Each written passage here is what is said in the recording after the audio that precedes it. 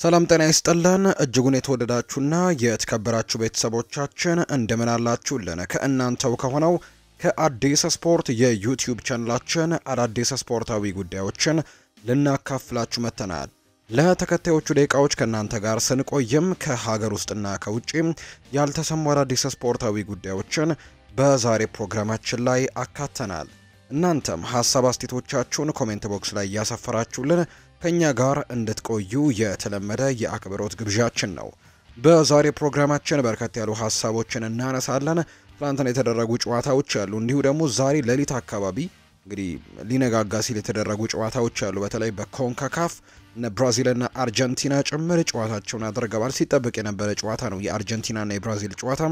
ጨዋታው በአርጀንቲና 4-1 አሸናፊነት ተጠናቋል። ከሱ ጨዋታ ጋር አያይዘን እንዲሁ ደግሞ ትላንትና ከተደረጉ ጨዋታዎች ጋር አያይዘን የውጤት ጥቆማዎችን እንሰጣችኋለን። ሌሎች ስፖርታዊ ጉዳዮችን በስፋት እናነሳለን። ትልልቆቹን የአውሮፓ ክለቦችን የተመለከቱ በርከት ያሉ ስፖርታዊ ጉዳዮች እየተነሱ ይገኛሉ። ስለምታደምጡን ስለምትከታተሉን እጅጉን ከልብ አድርገን እናመሰግናለን። ፉአድ ባህሩ ፕሮግራሙን እየመራው ከእናንተ ጋር ቆይታን አደርጋለሁ። ከመሸጋገሪያ በኋላ በድጋሚ ተመልሰን እንመጣለን።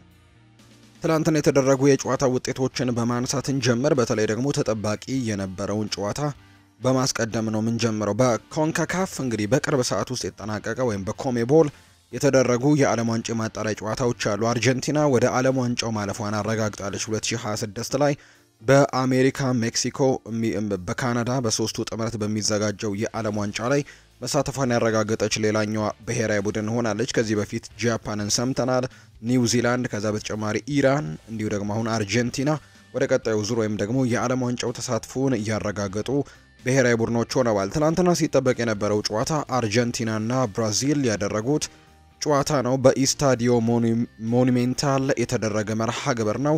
ይሄ ጨዋታ እንግዲህ በተለይ ደግሞ ብራዚላዊያን ባለፉት ጥቂት ጨዋታዎች ላይ በተለይ ከዩራጓይ ጋር በነበረው ጨዋታ ጥሩ እንቅስቃሴን አሳይተው ስለነበር ከአርጀንቲና ጋር ጥሩ ፍክክር ይደረጋል ተብሎ እንዲሁ ሲጠበቅ የነበረ ጨዋታ ነው። ነገር ግን አርጀንቲና ይህንን ጨዋታ በሰፊ የጎል ልዩነት 4-1 በሆነ ውጤት ማሸነፍ ችላለች። ሁሊያን አልቫሬስ፣ ኤንዞ ፈርናንዴስ፣ አሌክሲ ማካሊስተር እና ጂኦቫኒ ሲሞኔ ናቸው ጎሎችን ማስቆጠር የቻሉት ለአርጀንቲና ብሔራዊ ቡድን። ማቲያስ ኩኛ የብራዚልን ብቸኛ ጎል ማስቆጠር የቻለ ተጫዋች ነው። ሰሞኑን እንደውም ራፊኒሃ ይህንን ጨዋታ በቀላሉ እናሸንፋለን እኔም ጎል አስቆጥራለሁ ሲል ሀሳቡን ሰጥቶ ነበር። ነገር ግን ትላንትና ሳይሳካ ቀርቷል። ጨዋታውን አርጀንቲና 4-1 በሆነ ውጤት ማሸነፍ የቻለችበትን አጋጣሚ የተመለከት ነው። በሌሎች የኮሜቦል የዓለም ዋንጫ ማጣሪያ ጨዋታዎች ቬኔዙዌላ ፔሩን 1-0 አሸንፋለች። ፓራጓይ እና ኮሎምቢያ 2-2 ጨዋታቸውን ያጠናቀዋል። ቺሊ እና ኢኳዶር ደግሞ 0-0 በሆነ ውጤት ነው ጨዋታቸውን ያጠናቀቁት። በሌሎች አህጉራትም እንዲሁ ጨዋታዎች ነበሩ። ለምሳሌ በአውሮፓ የዓለም ዋንጫ ማጣሪያ ጨዋታዎች ተደርገዋል። ሞልዶቫና ኢስቶኒያ ጨዋታቸውን አድርገው ኢስቶኒያ 3-2 አሸንፋለች። ኖርዌይ እስራኤልን 4-2 በሆነ ውጤት ያሸነፈችበት መርሃ ግብርም የሚጠቀስ ነው። በዚህ ጨዋታ ላይ እንግዲህ ኤርሊንግ ሃላንድ ጎል ማስቆጠር ችሏል። አሌክዛንደር ሶርሎት እንዲሁ ጎል ያስቆጠረ ተጫዋች ነው። ማርቲን ኦዴጋርድ በዚህ ጨዋታ ላይ 3 አሲስቶችን አድርጓል። የአሲስት ሃትሪክ መስራት የቻለ ተጫዋች ነው።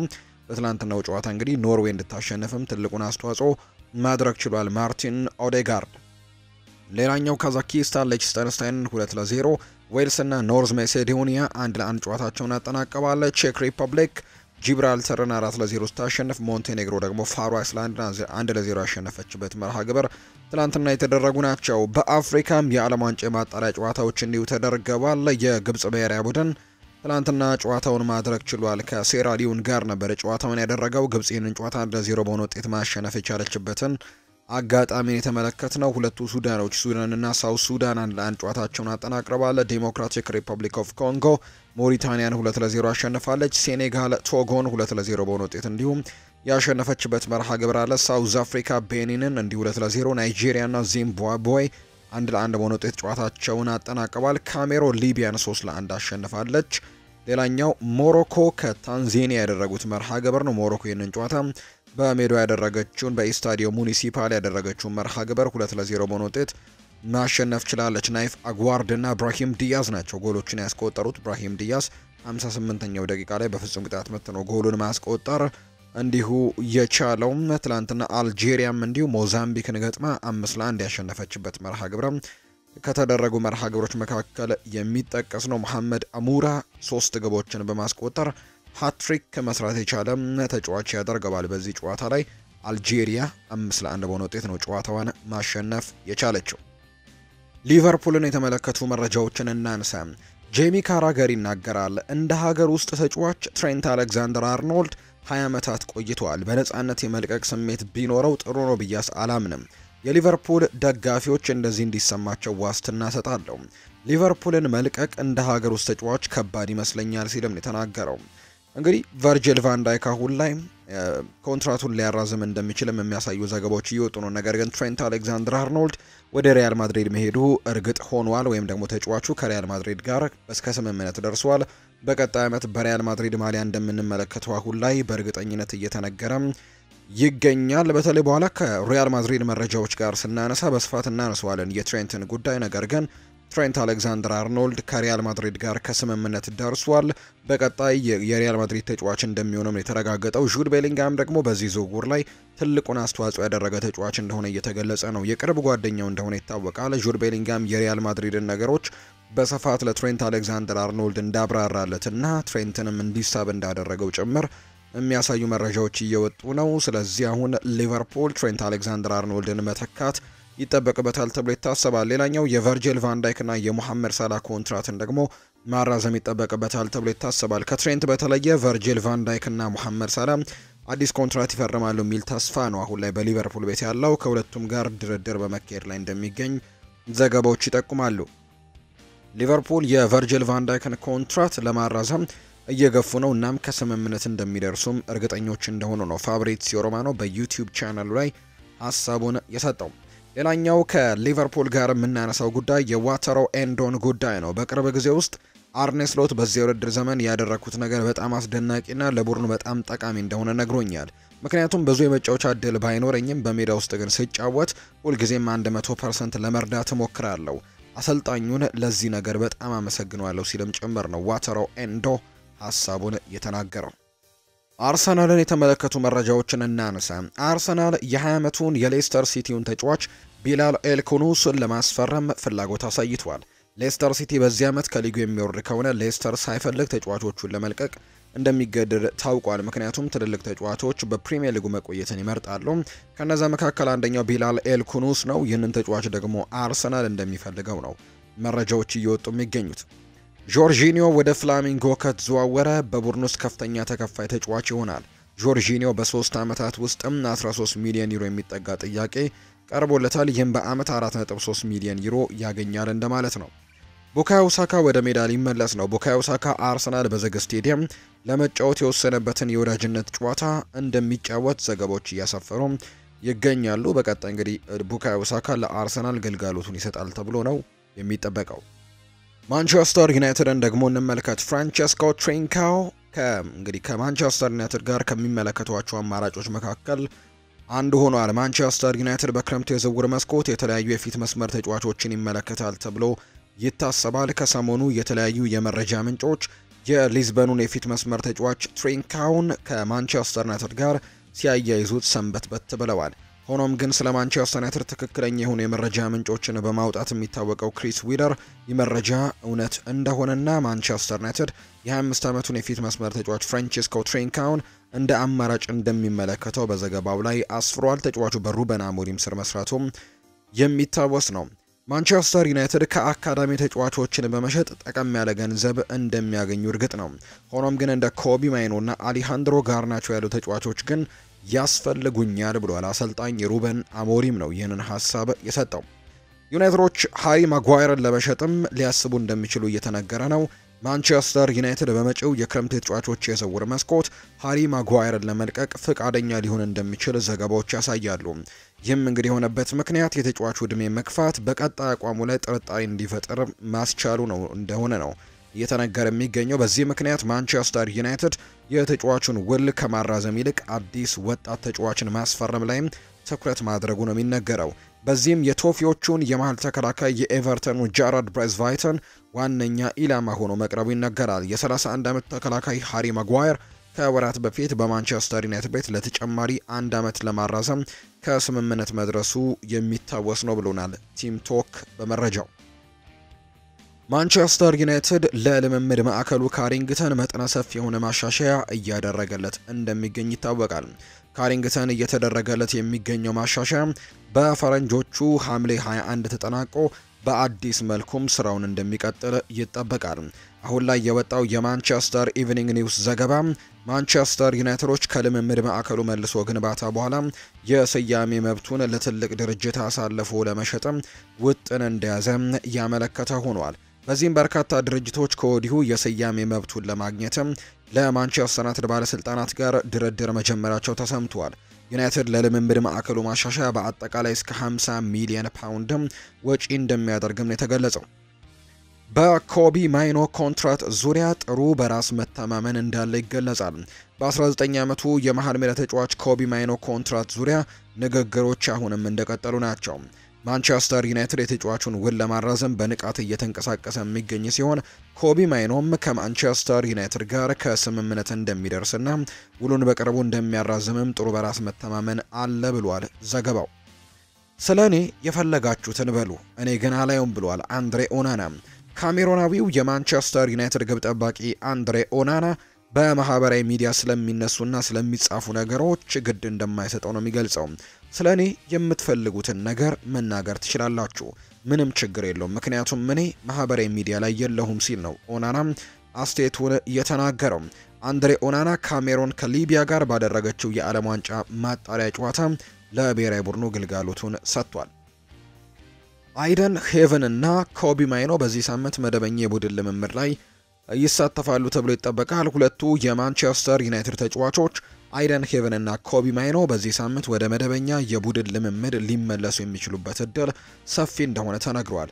ፖርቱጋላዊው አሰልጣኝ በተለይም በጉዳት ምክንያት ለረጅም ጊዜ ከሜዳ ርቆ ይቆያል ተብሎ የነበረው ኮቢ ማይኖ በሳምንቱ መጨረሻ ከቡድን አጋሮቹ ጋር መደበኛ ልምምድ እንደሚያከናውን ተስፋ አድርገዋል ተብሏል። ከሁለቱ ተጫዋቾች በተጨማሪ ሃሪ ማጓየርን ጨምሮ ሌሎች በጉዳት ላይ የሚገኙ የዩናይትድ ተጫዋቾች በዚህ ሳምንትም በልምምድ ላይ የሚኖራቸውን ብቃት መሰረት በማድረግ በኖቲንግሃም ፎረስቱ ጨዋታ ላይ የመሳተፍና አለመሳተፍ እድላቸው የሚወሰን መሆኑ ነው የተነገረው። ዘገባው የማንቸስተር ኢቭኒንግ ኒውሱ አምደኛ ሳሙኤል ሎሃረስት ነው። ሳንቾ ወደ ቦሩሲያ ዶርትመንድ መመለስ ይፈልጋል። የእንግሊዛዊው የመስመር አጥቂ የሆነው ጄደን ሳንቾ ቀጣይ ዕጣ ፈንታው አሁንም በአነጋጋሪነቱ ቀጥሏል። ቸልሲ አሁንም በክረምቱ የዝውውር መስኮት ባለበት ግዴታ ምክንያት ተጫዋቹን በቋሚ ውል እንደሚያስፈርመው የሚጠበቅ ቢሆንም ተጫዋቹ በቀጣይ በሀገረ እንግሊዝ የመቆየት ፍላጎት እንደሌለው ተነግሯል። በዚህም ጄደን ሳንቾ ወደ ጀርመኑ ክለብ ቦሩሲያ ዶርትመንድ መዘዋወር በሚችልበት ሁኔታ ዙሪያም ከወኪሎች ጋር ንግግሮች ማድረጉ ተዘግቧል። በዝውውሩ ዙሪያ ሁሉም ነገሮች በቼልሲና በቦሩሲያ ዶርትመንድ መካከል በሚደረጉት ንግግሮች ላይ መሰረት የሚያደርጉ ሲሆን አሁንም ቢሆን ማንቸስተር ዩናይትድ ከተጫዋቹ ዝውውር 25 ሚሊዮን ፓውንድ እንደሚፈልግ አሳውቋል የተባለው ተጫዋቹ በአምናው የውድድር ዓመት በቦሩሲያ ዶርትመንድ ቤትም ድንቅ ጊዜን ማሳለፉ የሚታወስ ነው ብሏል የጀርመኑ ጋዜጣ ቢልድ በዘገባው። ቪክተር ሊንድሎፍ ወደ ቀድሞ ክለቡ ቤኔፊካ ዳግም ስለመመለስ ተጠይቆ ነበር። እንደ ክለብ ቤኔፊካ ለኔ ትልቅ ትርጉም ያለው ክለብ ነው። አሁን ላለሁበት ሁኔታ መሰረቱ ቤኔፊካ ነው። ወደፊት ምን እንደሚፈጠርና ምን አይነት ውሳኔ እንደምወሰን ግን አላውቅም። ቤኔፊካ ግን ለኔ የተለየ ትርጉም ያለውና የምወደው ክለብ ነው። ለራሴ ብቻ አይደለም የማስበው፣ በቤተሰብ ደረጃ በጋራ ተመካክረን መወሰን ይኖርብናል ብሏል። ቪክተር ሊንድሎፍ ከውሉ ጋር በተያያዘ በማንቸስተር ዩናይትድ ጥሩ ምቾት ላይ እገኛለሁ። በዩናይትድ ቤት ለረጅም ዓመታት ቆይቻለሁ። የምገኘው የዓለማችን ምርጡ ሊግ ላይ ነው ሲልም እንዲሁ ተናግሯል። ውሉን በተመለከተ ከሚመለከታቸው ሰዎች ጋርም ውይይት አደርጋለሁ ሲል ነው ቪክተር ሊንድሎፍ ሀሳቡን የተናገረው። ማንቸስተር ሲቲን ደግሞ እንመልከት። ማንቸስተር ሲቲ በክረምቱ ዣቪ ሳይመንሰን በ110 ሚሊዮን ዩሮ ሊገዛ ተዘጋጅቷል። ኔዘርላንዳዊው ተጫዋች ኬቨን ደብሮይናን ለመተካትም ተመራጭ እንደሆነ ያምናሉ ብሏል ፌጂያስ በዘገባው። ሞርጋን ሮጀርስ በ2019 ማንቸስተር ሲቲን ሲቀላቀል ስለተሰማው ስሜት ይናገራል። በ15 ዓመቴ እንዲህ አይነት ዝውውር ይፈጠራል ብዬ አስቤው አላውቅም። ድንገት የመጣና ትኩረት የሚሰጥ አጋጣሚ ነበር። በእንግሊዝ ውስጥ ለቻምፒየንስ ሊግ የሚፎካከር በጣም ትልቅ ተጫዋቾች ያሉበት ትልቅ ክለብ ሲጠራኝ በህልሜ አላየሁም። እንግዲህ ከቤት ርቄ ሄጄ አላውቅም ነበር። እናም በጣም አስፈሪ እንዲሁም ደግሞ አስደሳች ጊዜ ነበር። ከዌስት ብሮም አንደር 18 እና አንደር 23 ቡድን ውጪ ሌላ ነገር አላውቅም ነበር። ነገር ግን ይሄ በጣም ትልቅ እድል እንደነበር አስባለሁ ሲል የተናገረው ሰርጂዮ አጉዌሮ በማንቸስተር ሲቲ ሲለቅ ስላለው ሁኔታ ሲናገር እስከ 2021 ኮንትራት ነበረኝ እና ማንቸስተር ሲቲ ከ5 እና ከ6 ወራት በፊት ኮንትራቴን እንደማያድሱ ነገሩኝ። ስለዚህ ክለብ መፈለግ ጀመርኩኝ እናም እንደዛ ነበር። ለኔ እንግዲህ ሲቲ ቤት መቀጠል ፈልጌ ነበር። በተለይ ደግሞ አስፈላጊ ከሆነም ተቀያሪ ወንበር ላይ ራሱ ለመሆን ፍቃደኛ ነበርኩኝ። አንድ ተጨማሪ ዓመት መቆየት ፈልጌ ነበር ብሏል ሰርጂዮ አጉዌሮ። ማንቸስተር ሲቲ ክላውዲዮ ቼቬሪን በክረምት የዝውውር መስኮት ለላትሲዮ በውሰት እንዲሰጥ ድርድር በመካሄድ ላይ ናቸው። ክላውዲዮ ቼቬሪ በዚህ ሳምንትም ሮማ ውስጥ መታየቱን የሚያሳዩ ዘገባዎች እየወጡ ይገኛሉ። ማንቸስተር ሲቲ እና ቶተንሃም ታይለር ዲብሊንግን ለማስፈረምም ከፍተኛ ፍላጎት እያሳዩ ያሉ ሁለቱ የፕሪሚየር ሊግ ክለቦች መሆናቸውን ፕሌቲጎል በመረጃው አጋርቷል። የሪያል ማድሪድን ጉዳዮች እናንሳ። በስፔን ላሊጋው ክለብ ሪያል ማድሪድ እንግሊዛዊውን የመስመር ተጫዋች ትሬንት አሌክዛንደር አርኖልድን ለማስፈረም ከስምምነት መድረሳቸው ተገልጿል። ዘ አትሌቲክ ነው ይህንን መረጃ ያወጣው። ሎስ ብላንኮቹ አሌክዛንደር አርኖልድን በነጻ ዝውውር ለማስፈረም ጠንክረው እየሰሩ መሆኑ ተነግሯል። ሪያል ማድሪድ ይፋዊ ኮንትራት ለትሬንት አሌክዛንደር አርኖልድ መላኩ የተገለጸ ሲሆን አሁን ላይ በዝውውሩም ጥቃቅን ነገሮች ላይ ንግግር እየተደረገ መሆኑን ነው ዘገባዎች የሚያሳዩት። ሪያል ማድሪድ የአሌክዛንደር አርኖልድን ዝውውር እንደተጠናቀቀ ለሊቨርፑል እንደሚያሳውቁም ተነግሯል። በአሰልጣኝ ካርሎ አንቸሎቲ የሚመራው ሪያል ማድሪድ ባለፉት 2 ዓመታት ትሬንት አሌክዛንደር አርኖልድ ለማስፈረም ጥረት ሲያደርግ እንደነበረም የምናስታውሰው ነው። ሪያል ማድሪድ ለትሬንት አሌክዛንደር አርኖልድ ያቀረበው የደሞዝ ክፍያ እንደሚባለው የተጋነነ ሳይሆን የክለቡን የደሞዝ አከፋፈል ፖሊሲም በተከተለ መልኩ ነው። ከዚህ በተጨማሪ ግን የትሬንት አሌክዛንደር አርኖልድ ካምፕ በዚህ ሳምንት የሪያል ማድሪድ የዝውውር ሂሳብን የተቀበሉ ሲሆን ትሬንትም የሪያል ማድሪድ የመጀመሪያው ብቻ ሳይሆን ሁለተኛው፣ ሶስተኛውም፣ አራተኛውም እንዲሁም አምስተኛውም ምርጫ ነበር ብሏል ፋብሪዚዮ ሮማኖ በዘገባው። ሪያል ማድሪድ እና ሊቨርፑል ግን ጥሩ ግንኙነት አላቸው። ሪያል ማድሪድ በታህሳስ ወር ላይ ትሬንት አሌክዛንደር አርኖልድን ለማስፈረም ምን ያክል የዝውውር ክፍያ እንደሚያስፈልግ ለመጠየቅ ወደ ሊቨርፑል ሰዎች መጥተው ነበር። ነገር ግን በሰዓቱ ሊቨርፑል የትሬንት አሌክዛንደር አርኖልድ የመሸጥ ምንም አይነት ፍላጎት አልነበረውም ብሏል ፋብሪዚዮ ሮማኖ በዘገባው ላይ። ጁድ ቤሊንግሃም በትሬንት አሌክዛንደር አርኖልድ ስምምነት ላይ ትልቁ ምክንያትም እንደነበር ፋብሪዚዮ ሮማኖ በዩቲዩብ ቻናሉ ላይ አብራርቷል። አጠቃላይ ስለ ሪያል ማድሪድ ታላቅነት፣ እንደ ክለብ ስለሚከናወኑ ተግባራት፣ ስለ ማድሪድ ከተማ፣ ስለ አሰልጣኝ ቡድን አባላቱ አስደናቂ በጠቅላላ ለትሬንት አሌክዛንደር አርኖልድ ነግሮታል ብሏል ፋብሪዚዮ ሮማኖ በዩቲዩብ ቻናሉ ላይ ስለ ጉዳዩ ሲያብራራ። ስለዚህም ትሬንት አሌክዛንደር አርኖልድ ወደ ሪያል ማድሪድ እንዲሳበም ካደረጉ ሰዎች መካከል ትልቁን ሚና የተጫወተው የሀገሩ ልጅ ጁድ ቤሊንግሃም እንደሆነ ነው የሚነገረው። ከቶኒ ክሮስ መልቀቅ በኋላ የመሃል ሜዳውን ስራ በኃላፊነት እያከናወነ የሚገኘው ዳኒ ሰባዮስ ከደረሰበት ጉዳት በማገገም ወደ ልምምድ ተመልሷል። በዚህም አሁን ላይ መረጃዎች እንደሚጠቁሙት ከሆነ ዳኒ ሰባዮስ በቻምፒየንስ ሊጉ ከአርሰናል ጋር ከሚገጥመው አንድ ሳምንት በፊት ኤፕሪል 5 ሪያል ማድሪድ በሳንቲያጎ ቤርናቢው ቫሌንሲያን በሚገጥምበት ጨዋታ ላይ እንደሚሰለፍ ነው እየተረጋገጠም የሚገኘው። ከሴሪአው የተሻለ ቦታ መጥራት ይከብደኛል ብሏል ኦሊቪዬ ዡሩ ነው ይህንን ሀሳብ የሰጠው። ፈረንሳዊው የፊት መስመር ተጫዋች ኦሊቪዬ ዡሩ የጣሊያን ሴሪኤም ከእንግሊዝ በበለጠ ለሱ አስደሳች ቦታ መሆኑን ይገልጻል። እንግሊዝ ውስጥ 9 ውብ ዓመታትን አሳልፍ ያለው ያለው ኦሊቪዬ ዡሩ ነገር ግን ከጣሊያንና ከሴሪ የተሻለ ቦታ ማግኘት ግን ከባድ ነው በማለት ይናገራል። ደጋፊዎች ለእግር ኳስ ያላቸው ፍቅር የተለየ ነው። ከዚህ በፊት እንደዚህ አይነት ነገር አጋጥሞኝ አያውቅም ሲል ነው ኦሊቪዬ ዡሩ የተናገረው። ሳንሴሮ ትክክለኛው የእግር ኳስ መኖሪያ ቦታ ነው ብሏል ኦሊቪዬ ዡሩ ሲናገር። ሮናልዶ ሉዊስ ናዛሪዮ ደሊማ ለፕሬዝዳንትነት መወዳደር አስቸጋሪ ነበር ሲል ይገልጻል።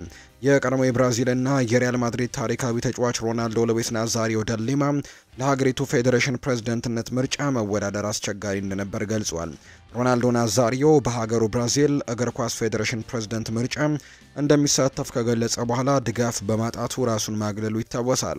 ለፕሬዝዳንትነት መወዳደር ጥረት አድርጌያለሁ፣ ነገር ግን ሁኔታው ከሚታሰቡ በላይ አስቸጋሪ ነበር ሲል ያስረዳው። በሀገሪቱ የሚገኙ ፌዴሬሽኖች በወቅቱ ፕሬዝዳንት ማስፈራሪያ ደርሷቸው ነበር ያለው ሮናልዶ ናዛሪዮ ለወቅቱ በኃላፊዎች ድምጽም እንዲሰጡ መጠየቃቸው ይገልጻል።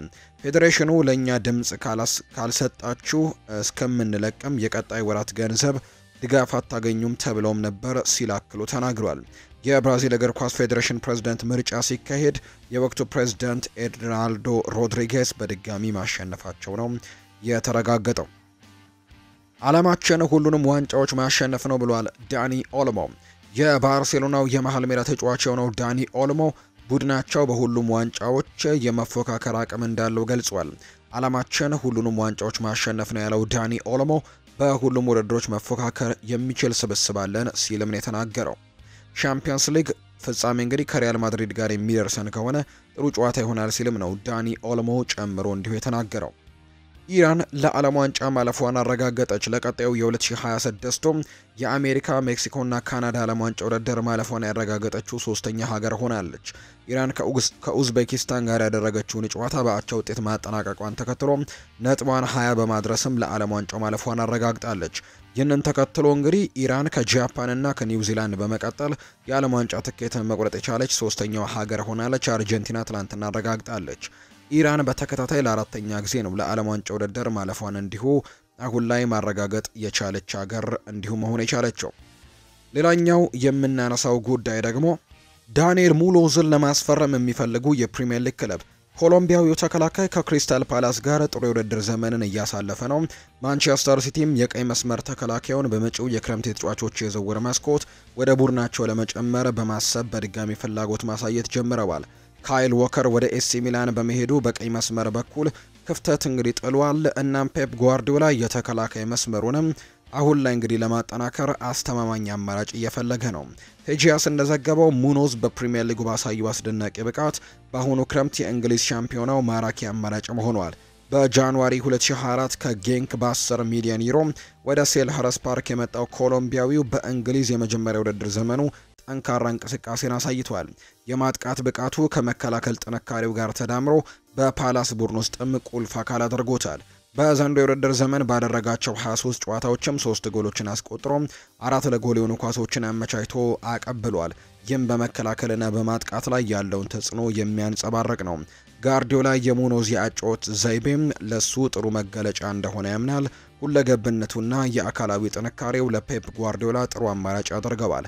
ኮሎምቢያዊው ከክሪስታል ፓላስ ጋር እስከ 2027 የሚቆየም ኮንትራት ያለው ሲሆን ዋጋውም 25 ሚሊዮን ዩሮ አካባቢ ሲሆን ሲቲ ፊርማውን ለማግኘትም 30 እና 40 ሚሊዮን ዩሮ ሊያወጣም ይችላል የተባለው። የማንቸስተር ሲቲ ፍላጎት ቢኖርም ኮሎምቢያዊው በሌሎች የአውሮፓ ታላላቅ ቡድኖች ራዳር ላይም ነው። ቸልሲ፣ ባርሴሎና እና ደግሞ ባየር ሚኒክም የእሱን እድገት በቅርበት እየተከታተሉ ሲሆን ይህም ፊርማውን ለማግኘትም ከፍተኛ ፉክክር ሊኖር ይችላል። ሆኖም ግን ሲቲዎች በኢኮኖሚያዊ አቅማቸውና በአውሮፓ እግር ኳስ ውስጥም ከፍተኛ የበላይነት ስላላቸው ሙኖዝ ፕሮጀክታቸውን እንዲቀላቀልም ሊያሳምን ይችላል የሚል መረጃ ነው እየወጣም የሚገኘው። አንሄል ዲ ማሪያ በክረምቱ በነፃ ለማስፈረም እንግዲህ የሚፈልገው ክለብ ታውቋል። አርጀንቲናዊው ከቤኔፊካ ጋር ያለው ውል በክረምቱ ይጠናቀቃል። እናም ነፃ ወኪል ይሆናል። የሜክሲኮ ክለብ አሜሪካ አይኑን በአንሄል ዲ ማሪያ ላይ አስቀምጧል። እናም ደግሞ ፊርማውን የመጪው ክረምት የዝውውር መስኮትም ለማጠናቀቅ አላማ አላቸው። አርጀንቲናዊው ከቤኔፊካ ጋር ያለው ውልም በሰኔ ስለሚጠናቀቅ ነፃ ወኪል ይሆናል። አንጋፋው የክንፍ መስመር ተጫዋች ፖርቱጋልን መልቀቁ አሁን ላይ እርግጥ እየሆነ መጥቷል። ነገር ግን ቀጣይ መዳረሻው የት ይሆናል የሚለው ደግሞ ትልቅ ጥያቄ ነው። ክለብ አሜሪካ በቅርቡ እንግዲህ አዳዲስ የቡድኑን አዲስ ስፖንሰር እንደሚሆንም ከተረጋገጠ በኋላ ዲማሪያን ለማስፈረምም እድሎች ክፍት ሆነውለታል። ከፖርቱጋልና ሜክሲኮ የወጡ ዘገባዎች የዓለም ዋንጫ ሻምፒዮን የሜክሲኮን ክለብም ለመቀላቀል እድል እንዳለው ይጠቁማሉ። የ37 ዓመቱ ዲማሪያ በሪያል ማድሪድ፣ ፓሪስ ሰን ዠርሜን፣ ዩቬንቱስ እንዲሁም በፖርቱጋል እግር ኳስም ከፍተኛ ብቃቱን ማሳየቱን ቀጥሏል። ይህም ለሜክሲኮ ክለብ ማራኪ ያደርገዋል። የዲማሪያ ወደ ሜክሲኮ ክለብ መሄድም ለቡድኑ ልምድ ጥራትና አመራርንም በአንድሬ ጆርዲን ለሚመራው ቡድን ያመጣል ተብሎ ይታሰባል። ይህንን ዝውውር ከሚደግፉት ዋና ዋና ምክንያቶች አንደኛው ክለብ አሜሪካ የቀይ መስመር ማጠናከር መፈለጉና የዲማሪያ አቅም ለዚህ ቦታ አፋጣኝ መፍትሄ ይሰጣል። እናም ደግሞ የቡድኑን ደረጃም ከፍ ያደርጋል። ሆኖም ግን የአርጀንቲና ተጫዋች እድሜውና የጡንቻ ጉዳት ታሪኩ ደግሞ አንዳንድ ስጋቶችን ያመጣል ተብሎ ነው የሚታሰበው። በሜዳው ላይ ያለው ተሰጥኦና እይታ የማይካድ ባይሆንም የተጫዋቹ አካላዊ ችግር ግን በተለይም እንደ ሜክሲኮ ባለ አቅም አውጥቶ መጫወት የሚጠይቅ ሊግ ውስጥም ሊታሰብበት የሚገባ ጉዳይ ሊሆን ይችላል። የክለብ አሜሪካ አስተዳደር ከፍተኛ የሆነው የዲማሪያ ችግርን ለመጠበቅና ተደጋጋሚ አካላዊ ጉዳቶችንም መታገስ ከቻሉ የዲማሪያ ዝውውር ጥሩ ይሆንላቸዋል ተብሎ ነው የሚታሰበው። ጆዜ ሞሪኒዮ በውሰት ያመጡት ተጫዋች እንዲወጣ ይፈልጋሉ። ጆዜ ሞሪኒዮ በመገናኛ ብዙሃን ፊት ባሳዩት የቅርብ ጊዜ ቅሬታ አለን ሴንት ማክሲሜን እንግዲህ ከመተቸት አላቅማሙም። በቀጥተኛ ንግግራቸው የሚታወቁት ፖርቱጋላዊው አሰልጣኝ የፈረንሳዩ የክንፍ አጥቂ ችግር የዲሲፕሊን ችግር ማነስ እና ደግሞ ከአጨዋወት ዘይቤያቸው ጋር እንደማይስማማ ግልጽ አድርገዋል። በአሁኑ ጊዜ ከሳዑዲ አረቢያው አልአህሊ በፌነርባቼ በውሰት ላይ የሚገኘው ሴንት ማክሲሜን ድንቅ ችሎታን እንግዲህ በጨረፍታ አሳይቷል። ነገር ግን ወጥ ያልሆነ አቋሙና እንግዲህ አመለካከቱ በወደፊት የቱርክ ክለብ ላይ ጥርጣሬን ይፈጥራል። ፈረንሳዊው ተጫዋች ወደ ቱርክ እግር ኳስ እንግዲህ የገባው በሳዑዲ ካሳለፈው ቆይታ በኋላ ጥሩ ብቃቱን እንደገና ለማግኘት በማሰብ ነበር። ነገር ግን ብቃቱ ወጥነት የለውም። ምንም እንኳን በቀላሉ ከተጋጣሚዎች በልጦ በአጥቂ ቦታ ላይ ለውጥን ማምጣት ቢችልም ወጥ አለመሆኑና ከሜዳው ውጭ ደግሞ ያለው ጉዳይ አሰልጣኙን ተስፋ እንዲቆርጥበት አድርጓል። ሞሪኒዮ በተጫዋቹ እንግዲህ ተነሳሽነት ማነስና ጥያቄ ደግሞ የሚያነሱ የመጀመሪያው አሰልጣኝ አይደሉም። ምክንያቱም ተጫዋቹ በተለያዩ አሰልጣኞች ተመሳሳይ ትችቶች ደግሞ ቀርበውበታል። ሴንት ማክሲሜን በፌነርባቼ ያለው የውሰት ውል በውድድር ዘመኑ መጨረሻ ላይ የሚጠናቀቅ ሲሆን የመቆየት ሁኔታው ላይ ግን እርግጠኝነት የለም። በአቋማቸው ላይ የጸኑት ሞሪኒሆ ወደፊት በተጫዋቹ ላይ የመተማመን ፍቃደኝነት አይታይባቸውም። ይህም አልአህሊ ሌላ ገዢ ክለብ እንዲፈልግም ያስገድደዋል። ምንም እንኳን የማይካድ ቴክኒካዊ ጥራት ቢኖረውም ተጫዋቹ ወጥ በሆነ አቋሙ አለመቆየትና ዋናው ፈተናው ነው። ሴንት ማክሲሜን አመለካከቱ ካልተቀየረም ከአውሮፓ ክለቦች ርቆ በሌላ አህጉር መጫወቱን ሊቀጥል ይችላል። በሚቀጥለው እርምጃው የሚወሰነው በተጫዋቹ ፍላጎት ላይ እንደሆነ ግልጽ ይሆናል ተብሎ ነው የሚታሰበው።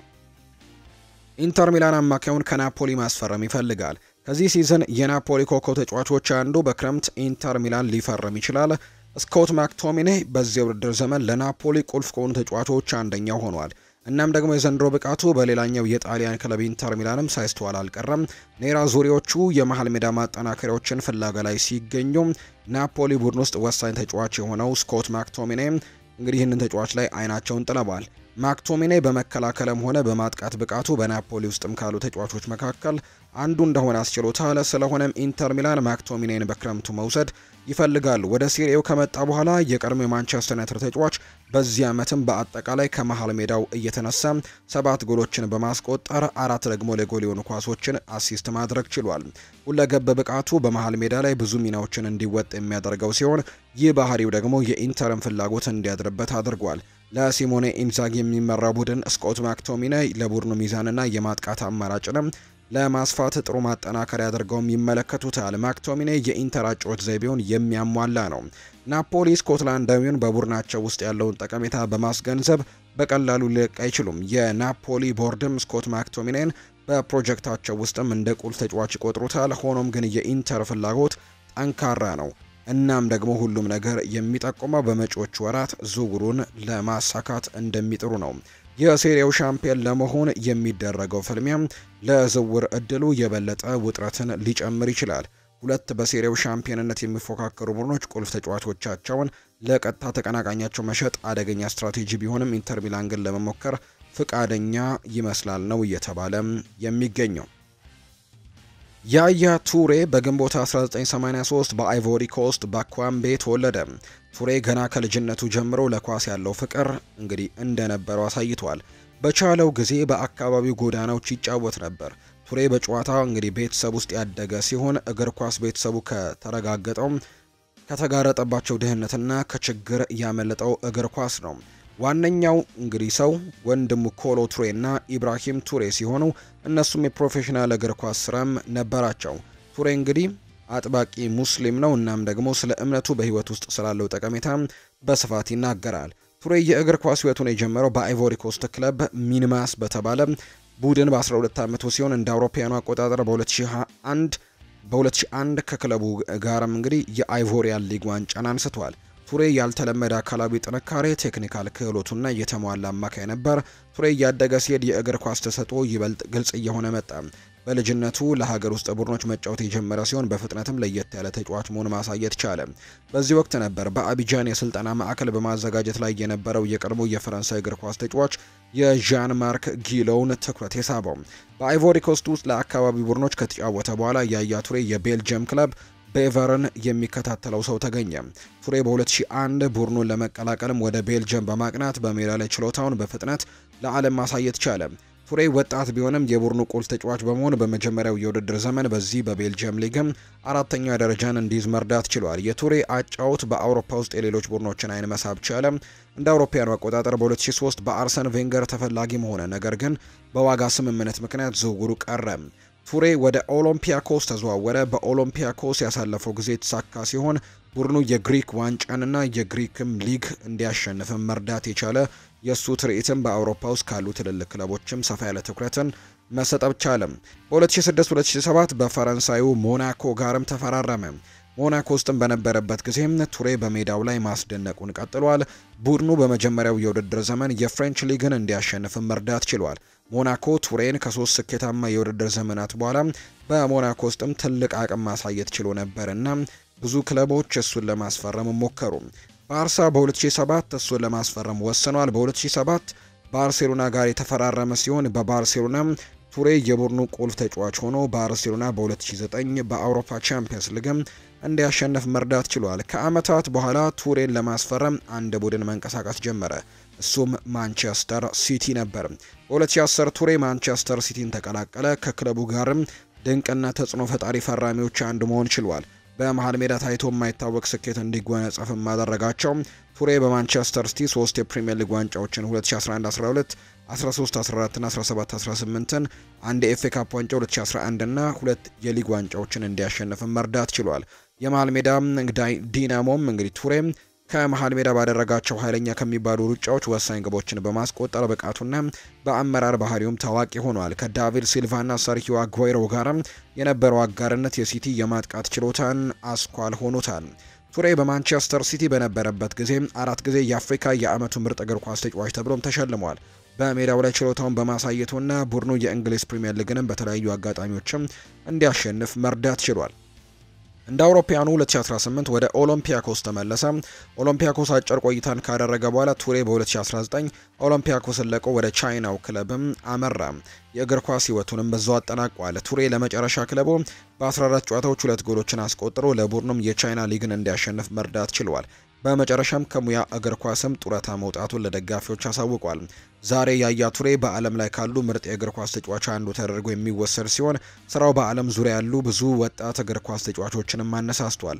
በእግር ኳስ ህይወቱ ያስመዘገበው ስኬት በስራው ስነ ምግባርና ጨዋታውን ያለማቋረጥ ለማሻሻልም ያለው ቁርጠኝነት የሚደነቅ ተጫዋች ነበር።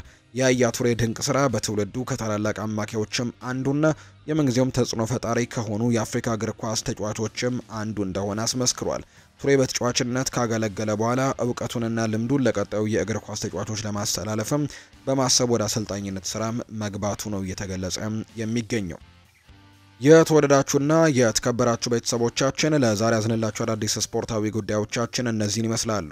ስላደመጣችሁን ቆይታችሁን ከኛ ጋር ስላደረጋችሁ እጅጉን ከልብ አድርገን እናመሰግናለን። ቪዲዮአችንን ላይክ፣ ቻናላችንን ሰብስክራይብ እያደረጋችሁ ከኛ ጋር የነበራችሁ በሙሉ ምስጋናችን ላቅ ያለ ነው። ፉአድ ባሩ ፕሮግራሙን እየመራው ከእናንተ ጋር ቆይታን አድርጌያለሁ። በነገው ጠዋት በሚኖሩ የስፖርት የመረጃ ሰዓታችን ሌሎች አዳዲስ ስፖርታዊ ጉዳዮችን አካተን በስፋት የምንገናኝ ይሆናል። መልካም ቀን እንዲሆንላችሁ ግን በአክብሮት ተመኘው።